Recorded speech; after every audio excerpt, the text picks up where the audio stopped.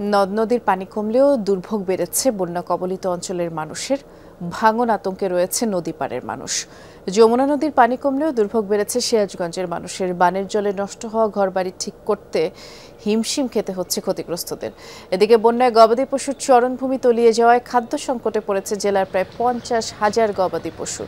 অপরদিকে সিরাজগঞ্জ সদর, চৌহালি, এনায়েতপুর, শাহজাদপুরে ব্যাপক নদী ভাঙন দেখা দিয়েছে। জেলার দুটি পয়েন্টে যমুনার পানি বিপদসীমার নিচ দিয়ে প্রবাহিত হলেও একটি পয়েন্টে এখনও বিপদসীমার উপর দিয়েই প্রবাহিত হচ্ছে।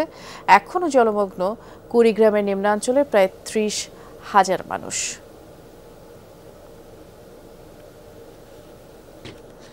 আমরা বন্যা পরিস্থিতির খবর জানবার জন্য সিরাজগঞ্জে যাচ্ছি। সহকর্মী গোলাম মোস্তফা রুবেল আছেন সেখানে। রুবেল, বানের জল তো কমতে শুরু করেছে, কিন্তু বানের জল কমার পরে যেটি ক্ষতচিহ্ন সেটি তো আরও বেশি স্পষ্ট হয়।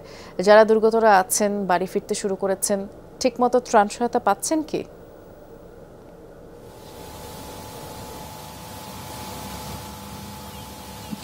বৃষ্টি আসলে বানের জল কমলেও এখন পর্যন্ত আসলে ঘরে ওঠার মতো পরিস্থিতি মানুষের সৃষ্টি হয়নি।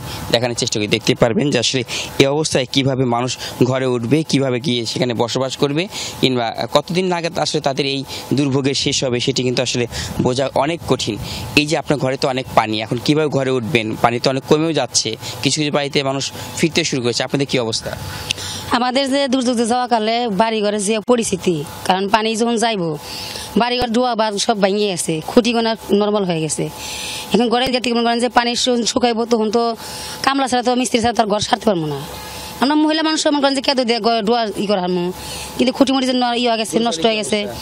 গরু ছাগল তো কেঁদো মতো নেওয়াই যাবো না, আর ওখানে নিয়ে খাওয়ামো কি?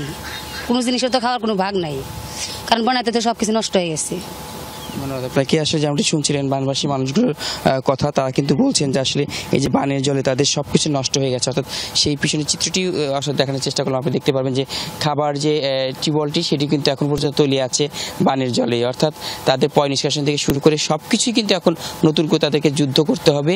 অর্থাৎ বন্যার পানি আসার পরে যেটুকু না কষ্ট, তার চেয়ে বেশি কষ্ট কিন্তু যমুনা পাড়ের এই সমস্ত বানবাসী মানুষগুলোর। তারা কিন্তু আসলে কখনোই এই ঘুরে দাঁড়ানোর জন্য বারবার যে চেষ্টাগুলো করা হয় সেই চেষ্টায় কিন্তু তারা ব্যর্থ হয়ে যায়।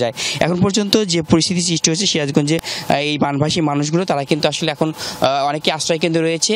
তবে ত্রাণের কথা যেটি বলেন সেটি কিন্তু আসলে এখন পর্যন্ত সরকারের পক্ষ থেকে 133 মেট্রিক টন চাল এবং নগদ 5 লক্ষ টাকা তারা বরাদ্দ দিয়েছে বানভাসী মানুষের জন্য, যা কিনা প্রয়োজনীয় তুলনায় অনেকটাই অপ্রতুল। তবে গোখাদ্যের যে সংকটটি সেটি নিয়ে কিন্তু আসলে প্রাণী সম্পদ অধিদপ্তর থেকে কোনো গোখাদ্যে যে মানে এখানে সরবরাহ করে দেওয়া সেটি কিন্তু এখন পর্যন্ত প্রাণী সম্পদ কর্মকর্তারা তারা এই অঞ্চলে দেয়নি, যে কারণে কিন্তু গোখাদ্য নিয়ে এবং গবাদি পশু নিয়ে অনেকটাই বিপাকে পড়ে আছে এই বানবাসী মানুষগুলো। বৃষ্টি শুনছিলাম রুবেল, ধন্যবাদ জানাচ্ছি আপনাকে।